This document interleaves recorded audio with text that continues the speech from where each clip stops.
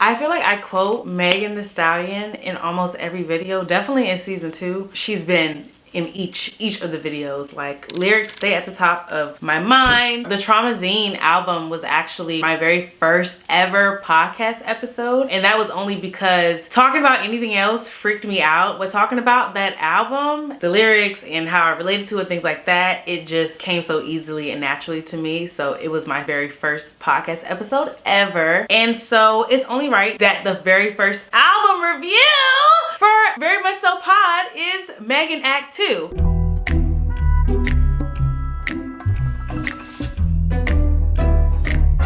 And I also did the Megan ACT I listening party. That was a part of our first week programming for the Summer Bucket List series. I personally feel like with this album, and people have asked me, like, Brittany, who's your favorite rapper for real? Like, who's your favorite rapper? And I cannot deny that I love me some Megan Thee Stallion. Like, I do. And I don't think I've ever had like a favorite rapper, but it's Meg, y'all. It's Meg. And I know y'all know. I know that y'all know that it's Meg because that's my girl. I just feel like her lyrics and like what she writes about and the timing of things, it's been hella relatable for me. I talked about in the Rap Girlies Are Taking It part 60 about Rattle for Megan ACT I and how that song, baby, bar for bar, I'm singing. If you see me out when they play Rattle, mind your business, bitch. Mind your business. I just feel like I relate so much. Like, I feel like she just be right. I feel like she writes for me. Like, I know she's writing her life. Much respect to it. It feels like I can relate to it so much. Like TYG, like I know, like she had to have like wrote that song for me. She is my favorite because I can rap every single lyric with my chest, okay? Because I feel that shit, okay? Megan ACT II is very Southern female rap. Like the Rap Girlies are winning, and if you know me, you know I am on the agenda. To me, I feel like they've changed the genre, they've changed showmanship, and it's produced like a really huge shift in music for me particularly. I don't think I have ever cared so much about hip-hop or rap than I do now, and it's because of the women and their voices in it. So welcome to Very Much an Album Review.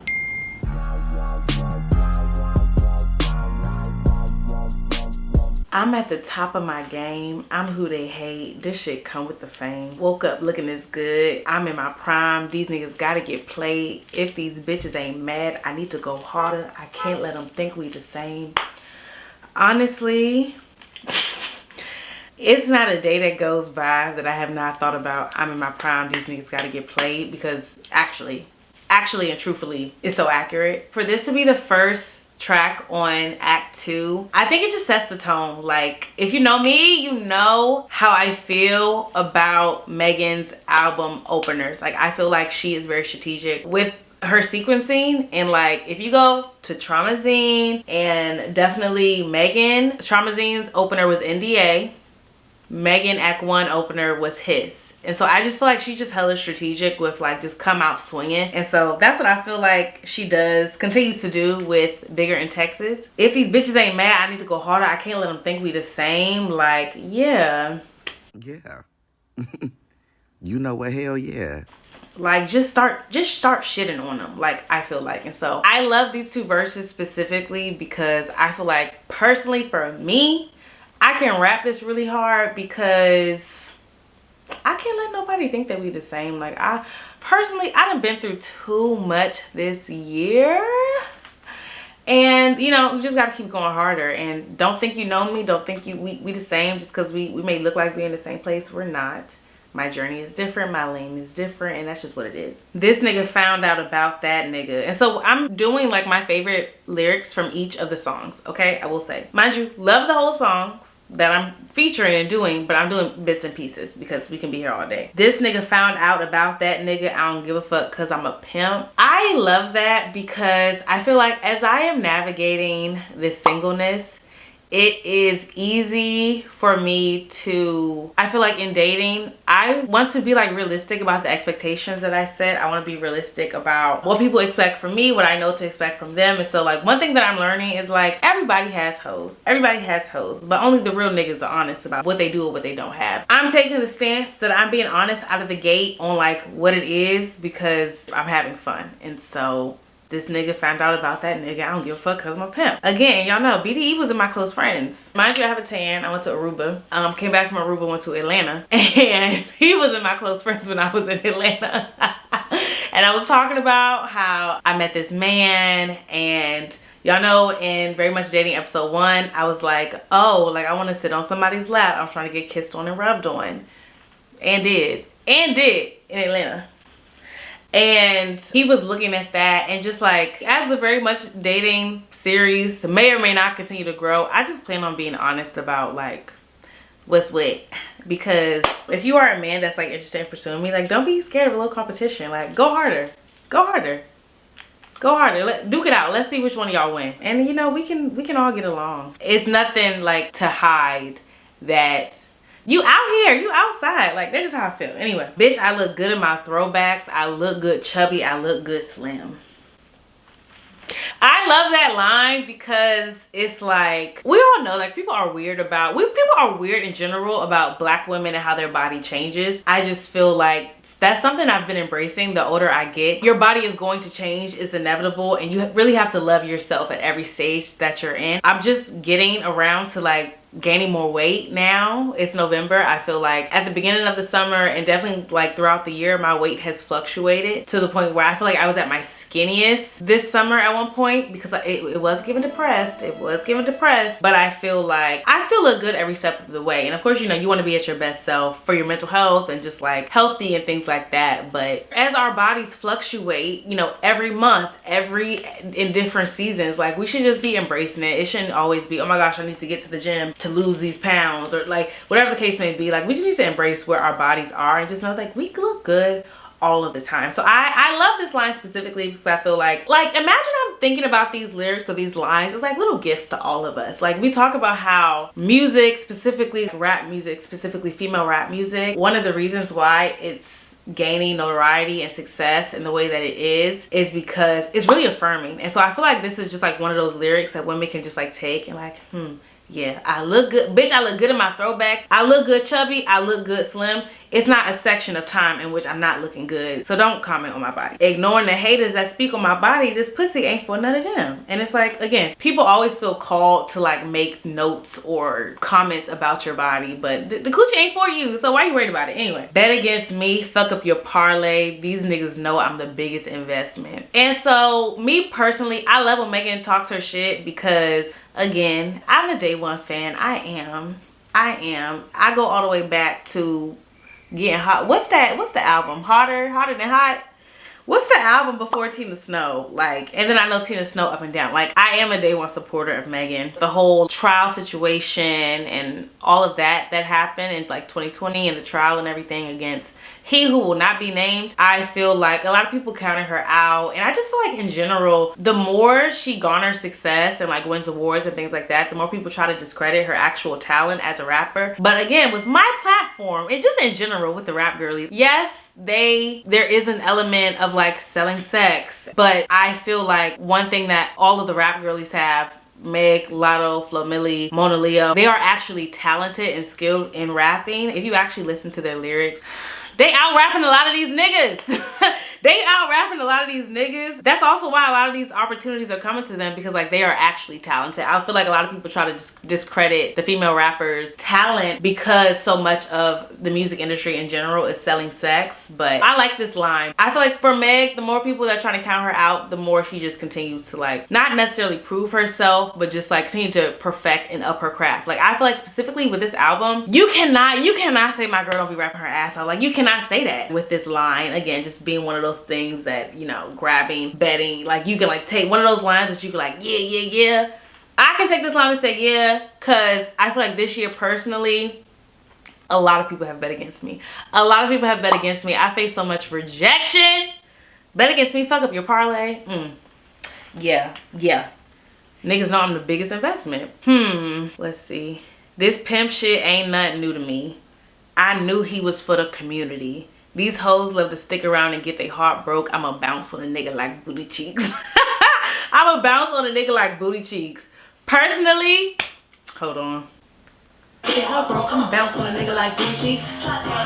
Like, Honestly, these hoes love to stick around and get their heart broke. I'ma bounce on a nigga like booty cheeks. Like, because I will. Because I will. I will bounce on a nigga like booty. And just, even just to like say this in rap, I'ma bounce on a nigga like booty cheeks. Like, yeah. This is also why I feel like female rap is superior in a certain extent. Because who else can say some shit like that? I'ma bounce on a nigga like booty cheeks is crazy. But honestly, yeah. And this album dropped as soon as I got to Atlanta. Like, literally was playing it in the car when Yenny came and picked me up. Shout out to Yenny. One thing, again, I'm learning in this singleness is that don't stick around for no foolishness from nobody.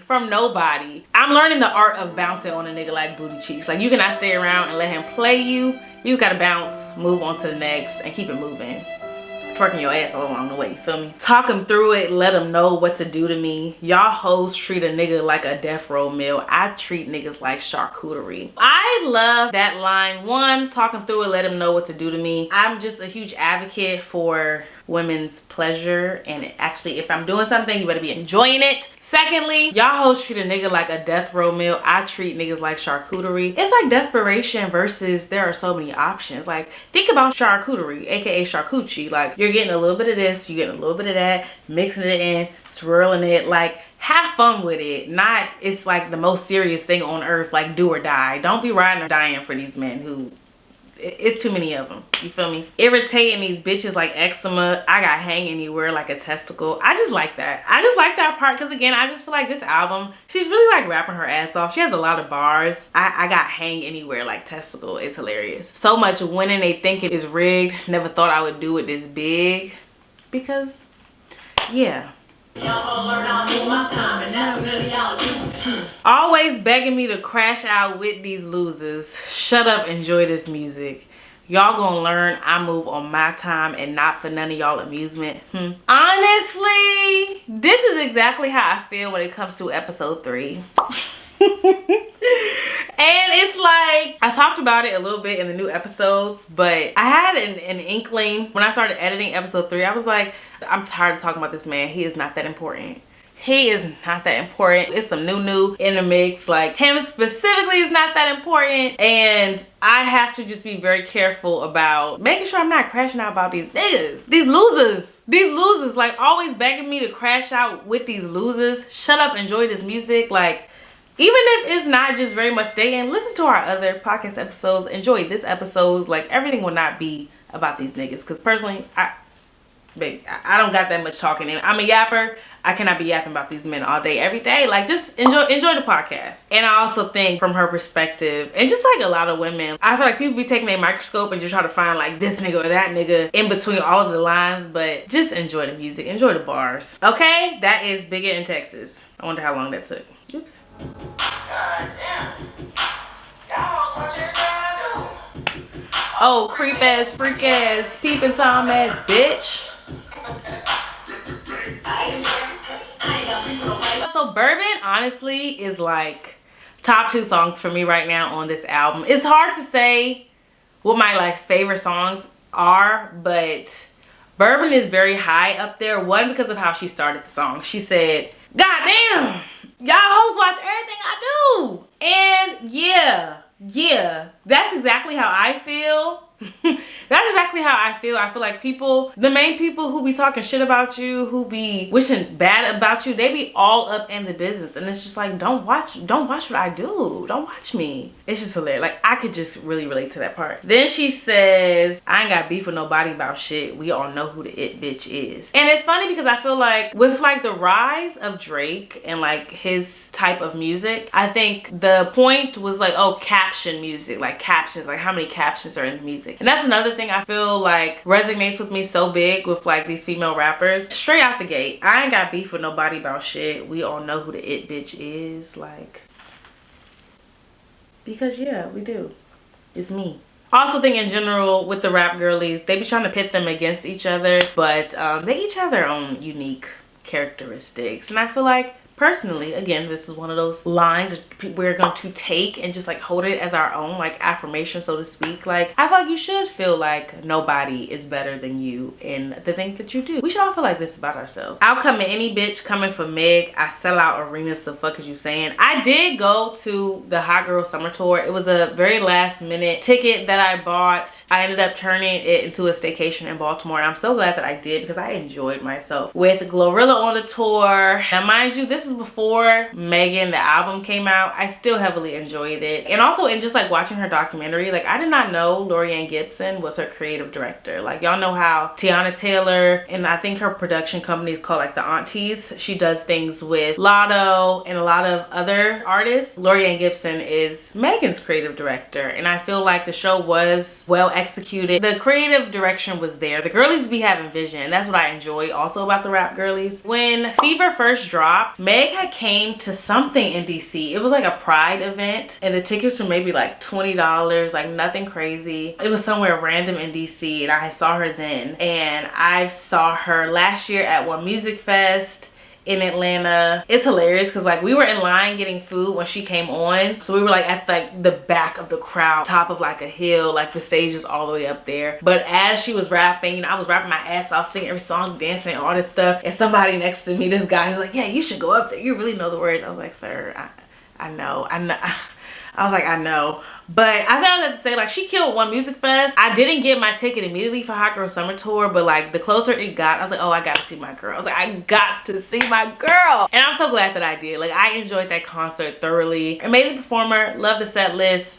10 out of 10, no notes. And I also saw her at Essence last year too. And one thing she always does is like bring people up, and like, you know, people literally be taking pictures with her. It's very dope to see. Yeah, and it's funny because at the Essence one, I think the older folks were ready for the girlies to get off of the stage and for her to continue performing. But it's clear like that's part of her performance thing, is like interaction with the fans. Mission accomplished. You got your little comments, but all of that hating ain't buy you a thing. All of this love bought me a chain. M for a show, I bought me a ring. My favorite category is women popping their shit, and I feel like for this song specifically, it's to showcase like Gabrielle Union has a meme, or just like there was an interview clip where she said, okay, like you said something nasty and hateful, now what? Like, what did you gain? I don't know if y'all have seen Meg's documentary. I would recommend you watching it, but even if you haven't seen the documentary, you already know part of like when everything happened with the shooting, immediately people went to Twitter and online to like bully and just like say crazy hateful things, and it became like, you know, a thing. Like if it's something about Meg online, like people are gonna come with their hateful comments, and just in general, right? No matter how much hate you see online, I think it is important to note that for Megan specifically, the love is very real in person. And so I love just the contrast of like, all of that hate ain't buy you a thing, all of this love bought me a chain. And for a show, I bought me a ring.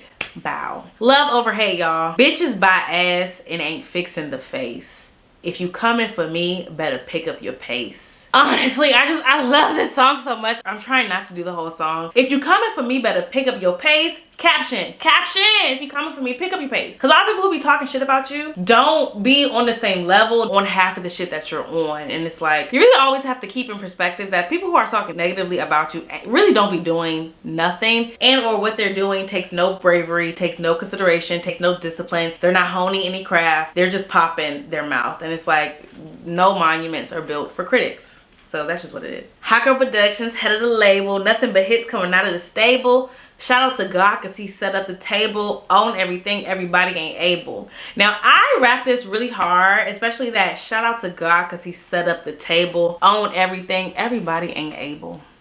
Because it is a blessing to own things. It is a blessing to create things. It is a blessing to like bring things to life out of your brain and just execute, and just to have some shit. Again, people who don't have nothing. But also just like Hot Girl Productions, head of the label. One thing I thought was really interesting was how she didn't really focus. I guess the focus of the documentary was like on the trial and everything like that. The decision was made to not like chat about the label drama that she went through at that time, with 1501, but I love to see artists grow and branch out and just like do their own shit. Like with Beyonce and Parkwood and like all of the things that have come out of Parkwood Entertainment is given that for Hot Girl Productions. And with Traumazine, for example, that was something that like her label leaked. She had a very small time frame to like promote the album, and so people allege that like the album didn't do as good because she didn't have as much time to like promote it and all these things because it was all that drama with it. Just love the flex of having your own shit. Love that she actually has it, and that, you know, it is a flex to like own all your shit, especially as in the music industry. We see who name bring the clicks and engagement. We know the people in blogs with arrangements. When I read this, I think, again, going back to trial, I think about Milagro, I think about DJ Academics, which I'm not gonna say too much, nothing really positive to say, but it's weird to me how Tory was like paying, and him himself was like paying people and trying to like shift that narrative. It's sick and it's weird, and y'all deserve the worst.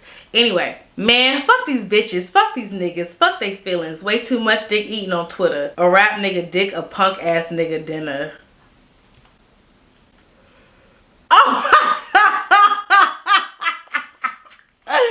I'm cackling. Niggas ain't making these labels no money. Everything they make going straight to the dealer. Okay, my part. Smoother than Jergens, clean like detergent. Bitch, I ain't fucking, I'm working. That's how I feel right now. Again, y'all hate to keep making it about me, but like, this is me. Like, bitch, I ain't fucking, I'm working. That's what it's giving. Like, I'm building something over here. And it's like, people also be trying to align you with all these niggas and that nigga and the old nigga and the new. Like, I ain't fucking, I'm working.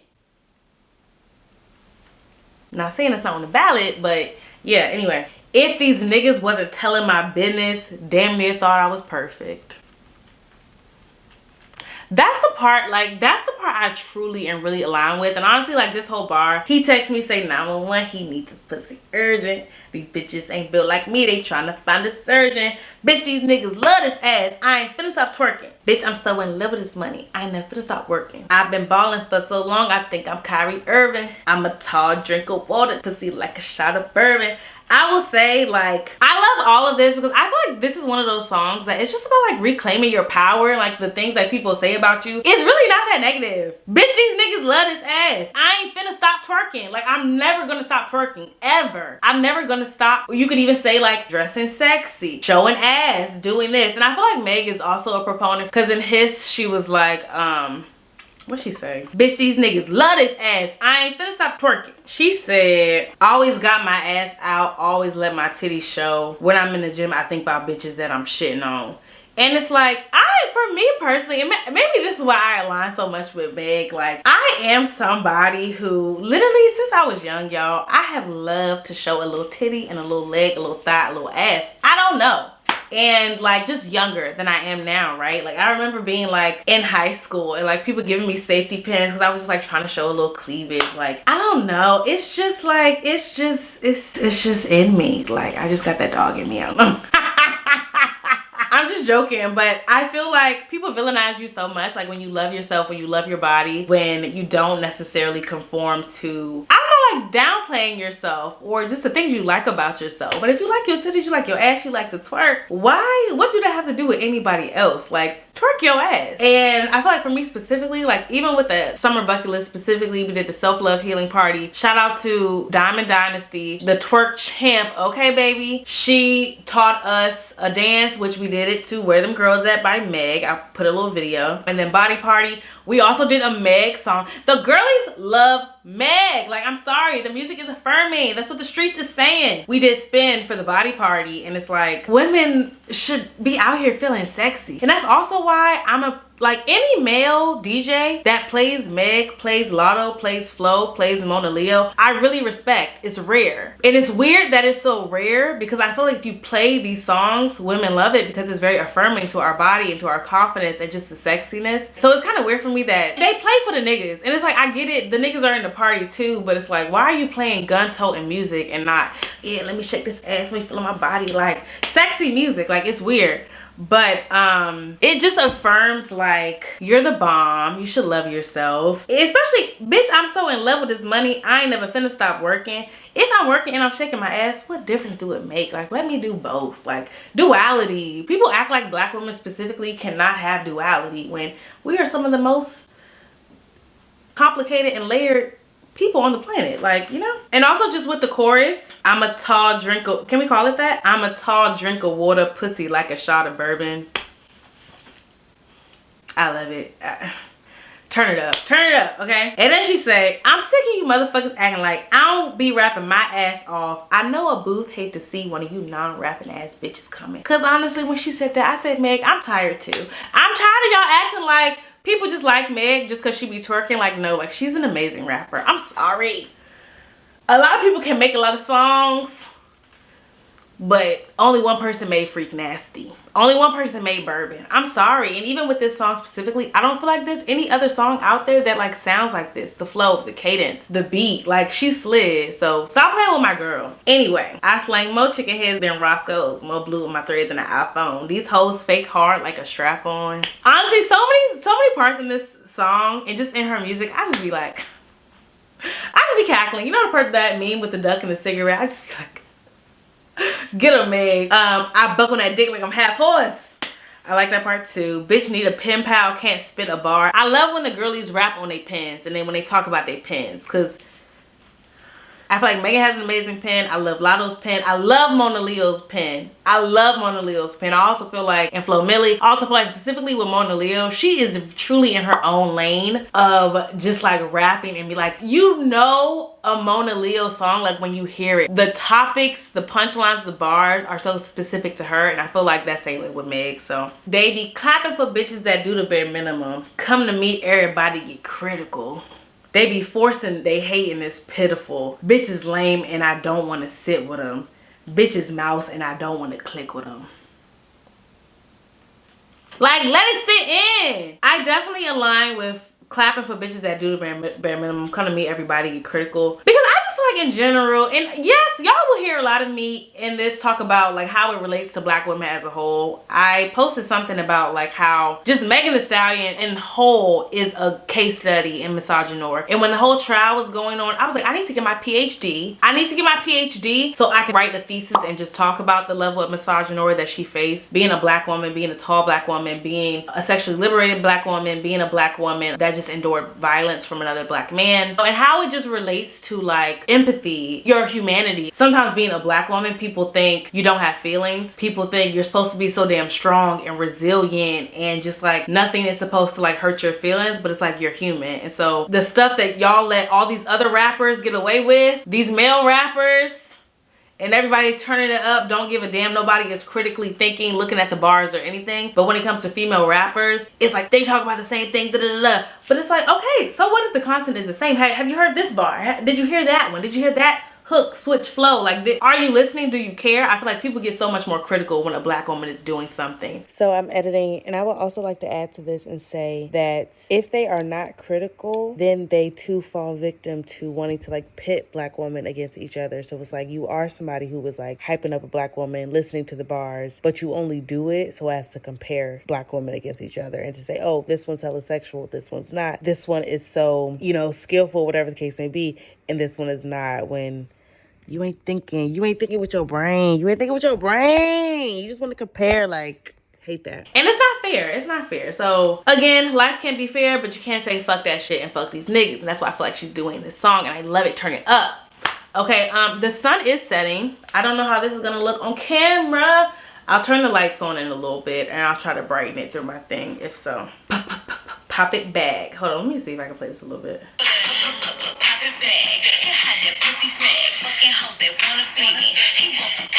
Fucking hoes that wanna be me. He wants some copycat. I thought that was hilarious. And also how she said bitches mouths and I don't want to click with them. It ain't copycat. Like, fucking hoes that wanna be me. He wants some copycat. Cause not a lot was told. Okay. Other honorable mentions. I ain't even asked how much, just spent it. Bought it in Japan so a bitch can't get this. Like, wait till I go to Japan. Wait till I go to Japan. Lower ass bag couldn't make me your mistress. Ain't a bitch pin out this vicious. And if you sick of me, bitch, you better stay on bed rest, cause I'm finna fuck up the rest of your year. Meg, you chewed that. You chewed that. Okay, next.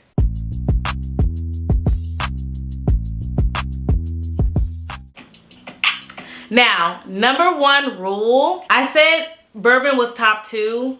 Number one rule for me will honestly be number 1 right now, because, and I also did my top 3 songs at the moment. It's The Storm Is Over, Kirk Franklin, God's Property, One of These, LMA. If I do another one of these soon, it'll be to that album, because that can be quick. I love those little 3 tracks LMA put out. And number 2 is Number One Rule by Megan Thee Stallion, because in that song she said, I forgot who the I was. anytime you in a song, I'm gonna love it. I'm gonna eat it up. Anyway, I cannot cater to these, but I love some B. I got to regulate these like I'm Warren G, baby. Y'all already know. Y'all already know. And I'm recording my Megan album review tomorrow. So anyway, and then it was number one rule was number 2. First of all, the beat in the song. This nigga must have forgot who the fuck I am. Again, if you on a song, baby, I'm seated. I'm seated. If you're on a song, I love when Lotto does that. Like, I was like, huh? And then this nigga must have forgot who the fuck I was. Cause baby, that they will do. She said, I'm sitting here thinking to myself, hold up. Damn, bitch, you tripping. Why you on the phone going back and forth with this nigga when your stomach flat and your booty big and you can stay out all night long because you ain't got no kids? And who you talking to? Because it can't be me. You know I pull up, shoot a movie like it's AMC. I cannot cater to these niggas, but I love some B. I got to regulate these niggas like I'm Warren G. One thing I remember talking specifically about in the Traumazine review is that I love Meg because one thing about her, she's gonna hook you in like the first 20 seconds of the song. And it's like, how are you gonna start the song like this? Like, this is literally less than 30 seconds in. And she already gave us, bitch, who you talking to? Because it can't be me. You know I pull up, shoot a movie like it's AMC. I cannot cater to these niggas, but I love some B. It's not one lie. Like, show me the lie. Especially, why you on the phone going back and forth with this nigga when your stomach flat and your booty big and you can stay out all night long because you don't have no kids?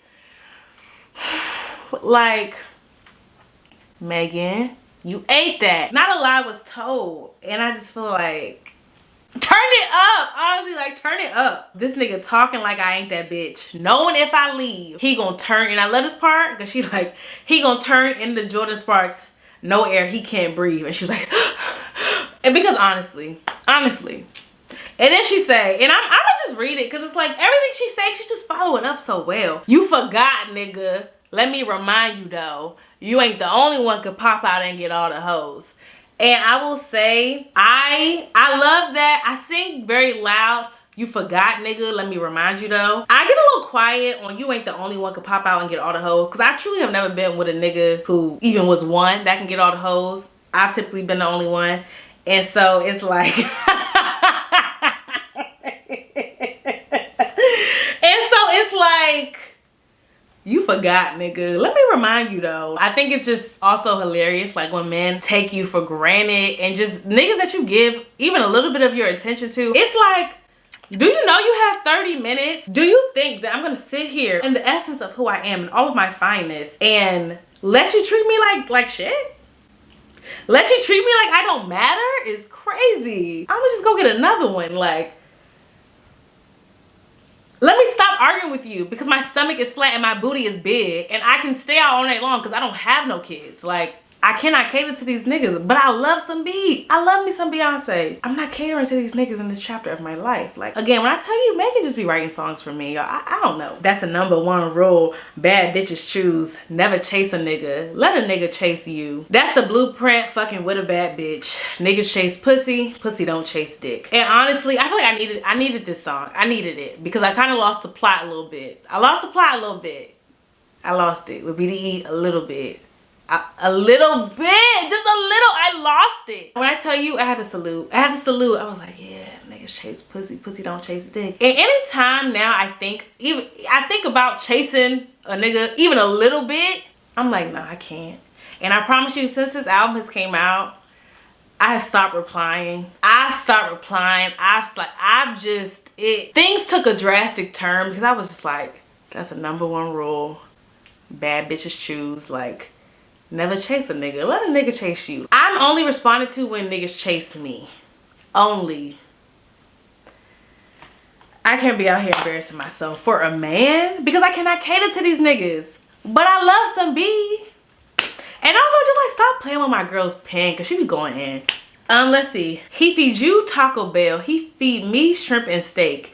Bitch, he took you through the mud. He took me on a date. And I love this piece because it's like, I also feel like just in dating and dealing with these men, a man will do to you whatever you allow. And so I feel like in this season, I have to be so intentional with what I actually allow from a man. And again, it gets kind of murky. I think I may or may not talk about it in episode 3, but eventually I've been having this, or maybe I talked about it in my new episode, Prelude to Self-Care. Check it out.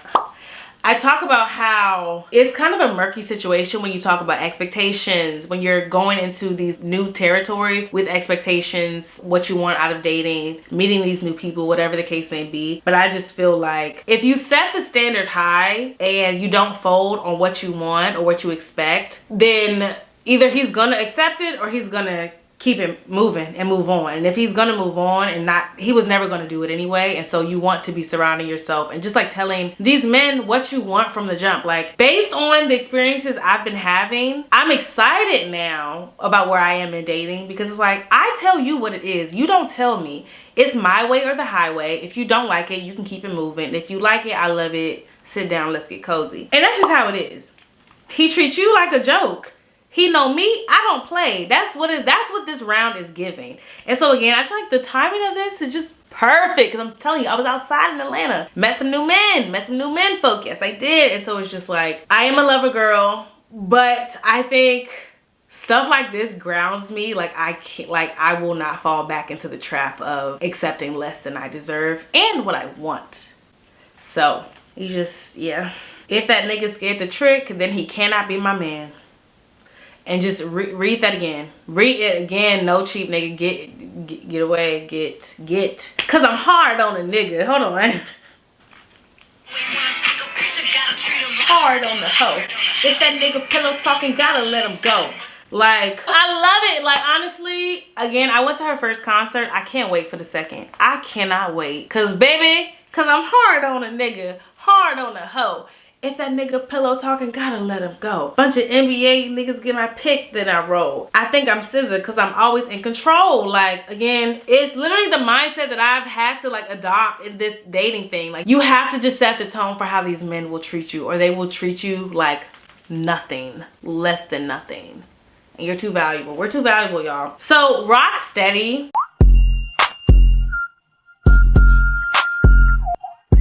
Rock Steady is a song, I feel like it's an instant hit, instant classic. First of all, I feel like this entire album is an instant classic. No skip, no skip, no skip. You can quote me on that. I hope she wins all of her Grammys, awards, whatever. Like, this is a no skip classic. It's an instant classic. I feel, and I don't care to say that. I feel like people be so scared to say that about the girlies. I'm not. Lotto, Georgia Peach, what's her name? Cause I'm hard on a nigga, hard on a hoe.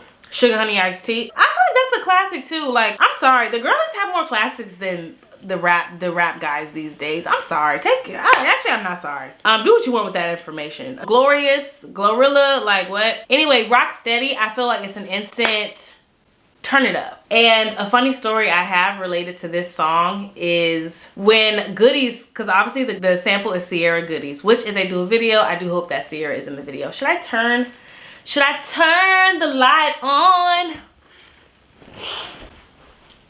I'm gonna leave it. I'm gonna turn the light on after this one, okay? When Sierra dropped Goodies, and I'm sure it was in like 2003, I was in, when did she drop it? I wanna know what grade. 2004. Okay, I was in 4th grade. No, I was in 5th grade. And this song tore the playground up to the point where it was a group of almost every girl in the class. This is so head ass, but almost every girl in the class, every recess, I don't know who the choreographer were, baby, we was out there, and there was no speaker. I don't know what we were doing or how this was coordinated, but it was like clockwork. Every recess we would go out there rehearse, practice, you go, there you go. And I'm telling you, like, we'd be strutting on the concrete thing, going back and forth, doing different dances. Like, it gave girl group, it gave girl band for goodies. Again, I don't know what music we were playing. You must look at me and think that I'm... Like, we were just like, from memory, just making up. I feel like there was a choreographer, so following whoever the choreographer were, practicing, rehearsing in between classes. Like, we were really, it was given. Whoever my fifth grade teacher was, I think her name was Miss Love, she can vouch. And whoever was in my 5th grade class, Cooper Lane, they can also vouch. Like, we did our big one to that song. And so I feel like, one, the beat, they slid on it, and I feel like Flo Milli was a perfect person for this song. I love Flo Milli because I feel like she is somebody who just has a lot of fun with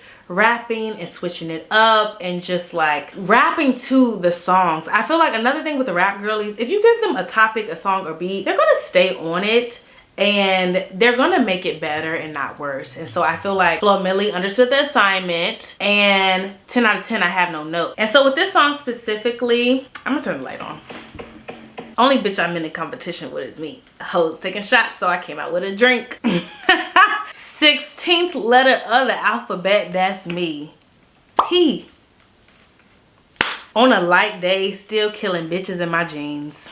Again, this is how you start a song. I'm sorry. You could tell who I am from the back because it's heavy. Want to know who I'm fucking just so they can run and tell it. I should pimp rap bitches, all that ass they be selling. In my jeans, rock steady. You could tell who I am from the back because it's heavy. They love to talk numbers because they can't talk talent. Couldn't beat me with a brush and a palette. Ain't outdressing me on the top of a salad. Nope. In my own lane, but I'm still stopping traffic. Honestly, I can't wait. I can't wait for this rollout. I'm gonna turn the light on.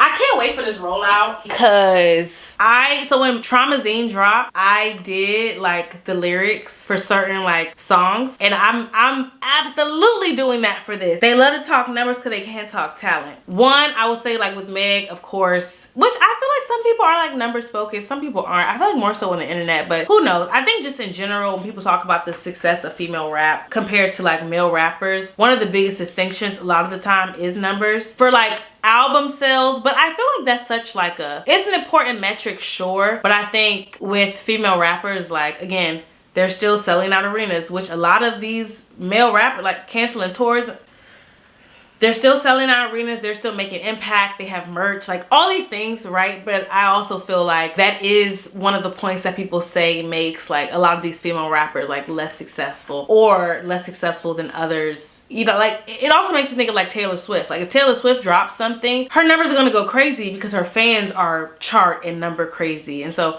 anyway, I say all that to say, I love that because they love to talk numbers, but they can't talk talent. And again, I love Traumazine. I don't care what nobody say about Traumazine. That is one of Meg's best albums. Megan, I don't care what numbers it did.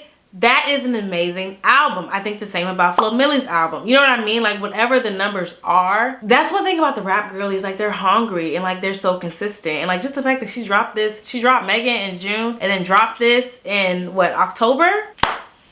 Like the girlies are hungry. The music, the material just keeps getting better and better. For me, I love this because I think in general, numbers are a metric, cool, but they are no indicator of like impact.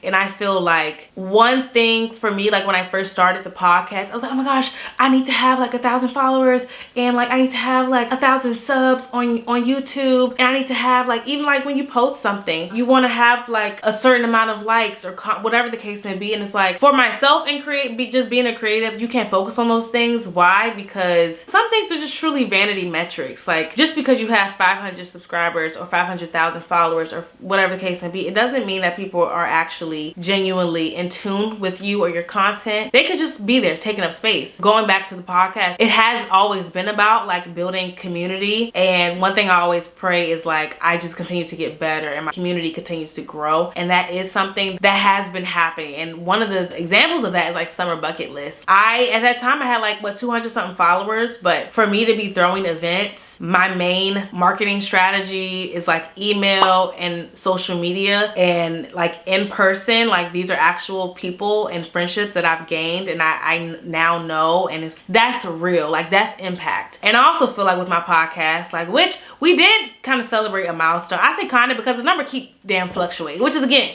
they love to talk numbers because they can't talk talent. I was trying to celebrate my damn 300 followers, but it keeps going to 300, 299, 298. So when I get to 305 or whatever the case may be, then we'll celebrate. But for me, it's good just to celebrate that. And also just like, I've had my podcast for like 2 years. Like 300 is a big deal for me because, again, it's growth year after year. I was just looking at my following on like TikTok and like Instagram throughout the years. And I'm like, wow, like last year versus this year is different, and it's good to be able to like have growth. I think we can't compare our growth to others or like feel like, oh my gosh, like it needs to be 1,000% increase. Like, no, a little bit is good. But also with my podcast, whether I have 300 followers or whether I've had 100 followers, the opportunities that my podcast has brought me and the doors that it has opened simply because I did it and I've started and I'm consistent with it is invaluable. It's priceless. Again, because there's talent behind that, regardless of what my numbers are. So you can't say, oh my gosh, she just has 300 followers, she ain't doing shit, because I'm doing a lot.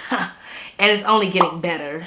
Stay tuned for my testimony Tuesday. Anyway, couldn't beat me with a brush and a palette. And I, again, align with that because I feel like just being a creative, like I have so many, and I feel like all of the creatives out there can attest. Like you just have spurts where you're just like, oh, I'm a creative genius. And there is a lot of power in just being able to affirm yourself and your skill set. And also just to, of course, have growth on the menu, growth on the schedule, all these things that are important. So like, just having that confidence, I love it. Ain't outdressing me on the top of a salad. Not a lie was told, cause ain't. Then Flo Millie came in. I ain't really tripping on a nigga if I had it. Not. Keep a dark skin, white teeth, neck tatted. I was like, you already know. Say he want a future. Tell that hoe to buy a paddock. I'm a real P bitch, ride it good, now he an addict.